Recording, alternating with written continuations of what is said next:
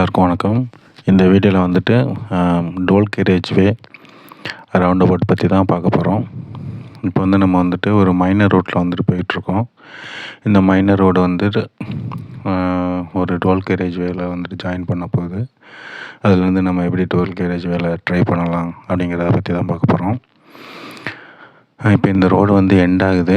இந்த எண்ட் ஆகிற இடத்துல பார்த்திங்கன்னா ஒரு முக்கோணம் இருக்குங்களா, முக்கோணம் அப்படி இருக்கிறது வந்துட்டு கிவ் வே ரோடு அப்படின்னு பேர்.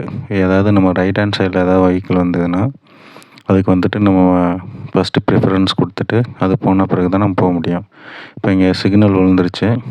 இந்த சிக்னல் வந்து இது வந்து மெயின் ரோட்டில் வந்து ஜாயின் ஆகுது. இந்த மெயின் ரோடு வந்து ஒரு டோல் கேரேஜ் வே ரோடு. இதுலேயும் நமக்கு சிக்னல் கிடச்சிருச்சு. அந்த டோல் கேரேஜ் ரோடுனா இல்லைங்க, சென்ட்ரல் ரிசர்வேஷன் லைன் இருக்கும். இந்த சென்ட்ரல் ரிசர்வேஷன் வந்துட்டு எய்தர் பேரியராக இருக்கலாம், அல்லது ஒரு பில்டப்பாக இருக்கலாம், அல்லது இந்த மாதிரி ஒரு கம்பி போட்டு வச்சுருக்கலாம், எப்படி வேணாலும் இருக்கலாம். ஸோ அதில் வந்துட்டு இந்த பக்கம் 2 லைன், அந்த பக்கம் 2 லைன் இருந்ததுன்னா அதுதான் டோல் கேரேஜ் வே.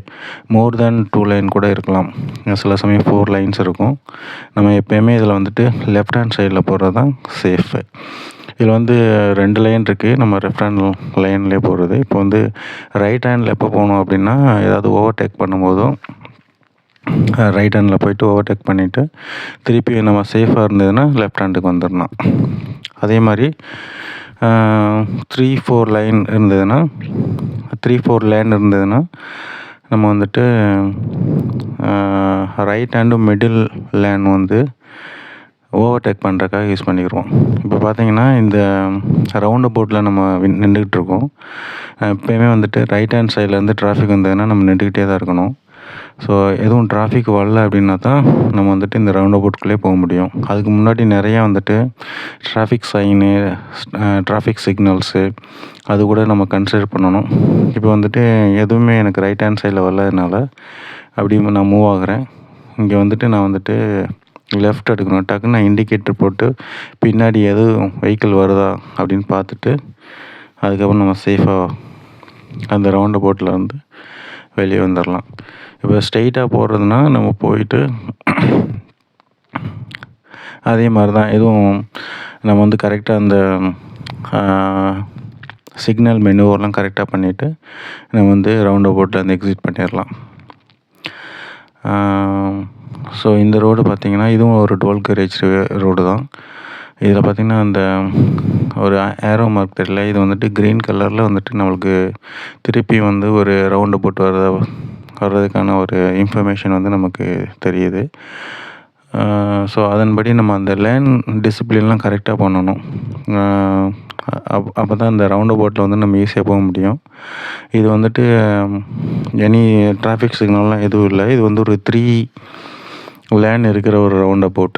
இப்போ வந்து நம்ம வந்துட்டு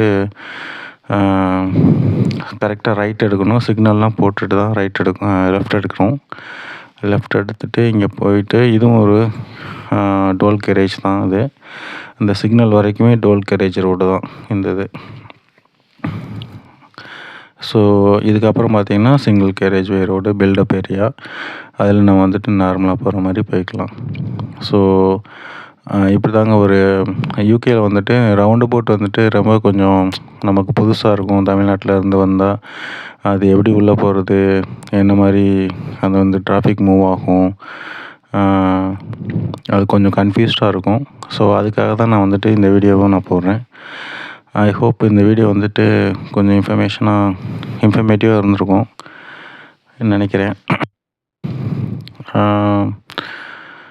அவ்வளோதாங்க. இதுதான் வந்துட்டு round about and toll carriage way road பற்றி உள்ள வீடியோ.